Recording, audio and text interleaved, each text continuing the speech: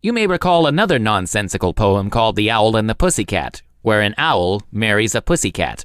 This poem will also be nonsensical, for the protagonists choose to go out to sea in a literal sense, but they go against the opinions of their peers. And this classic poem by Edward Lear should help clear the air, or sea in this case. And the poem is called The Jumblies by Edward Lear.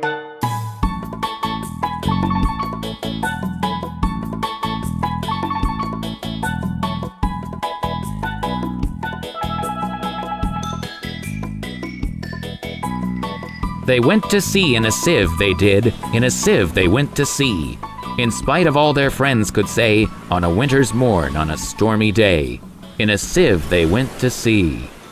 And when the sieve turned round and round, and everyone cried, "You'll all be drowned!" they cried aloud, "Our sieve ain't big, but we don't care a button, we don't care a fig. In a sieve we'll go to sea." Far and few are the lands where the Jumblies live. Their heads are green and their hands are blue, and they went to sea in a sieve. They sailed away in a sieve, they did, in a sieve they sailed so fast, with only a beautiful pea-green veil tied with a ribbon by way of a sail to a small tobacco pipe mast.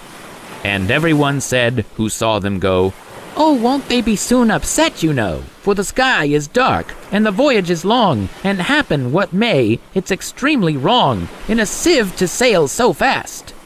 Far and few are the lands where the Jumblies live. Their heads are green and their hands are blue, and they went to sea in a sieve. The water, it soon came in, it did, the water, it soon came in. So to keep them dry, they wrapped their feet in a pinky paper all folded neat, and they fashioned it down with a pin. And they passed the night in a crockery jar, and each of them said, "How wise we are! Though the sky be dark and the voyage be long, yet we never can think we were rash or wrong, while round in our sieve we spin." Far and few are the lands where the Jumblies live. Their heads are green and their hands are blue, and they went to sea in a sieve.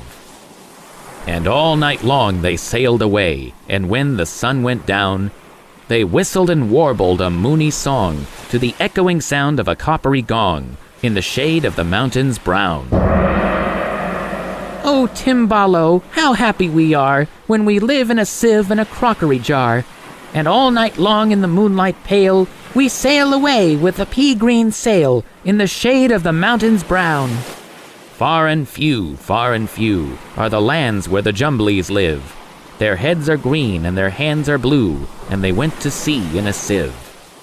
They sailed to the western sea, they did, to a land all covered with trees. And they bought an owl and a useful cart, and a pound of rice and a cranberry tart, and a hive of silvery bees. And they bought a pig and some green jackdaws, and a lovely monkey with lollipop paws, and 40 bottles of ring-bo-ree, and no end of Stilton cheese. Far and few are the lands where the Jumblies live.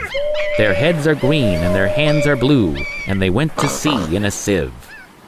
And in 20 years they all came back, in 20 years or more. And everyone said, "How tall they've grown, for they've been to the lakes and the torrible zone, and the hills of the Chankly Bore." And they drank their health and gave them a feast of dumplings made of beautiful yeast. And everyone said, "If we only live, we too will go to sea in a sieve, to the hills of the Chankly Bore."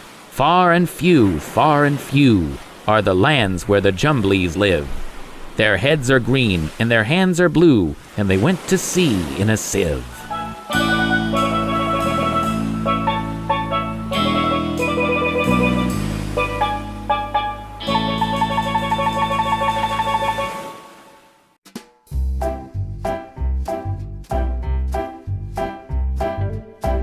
If you enjoy great stories like this one, please click the like button and follow Tristan Storytime on social media.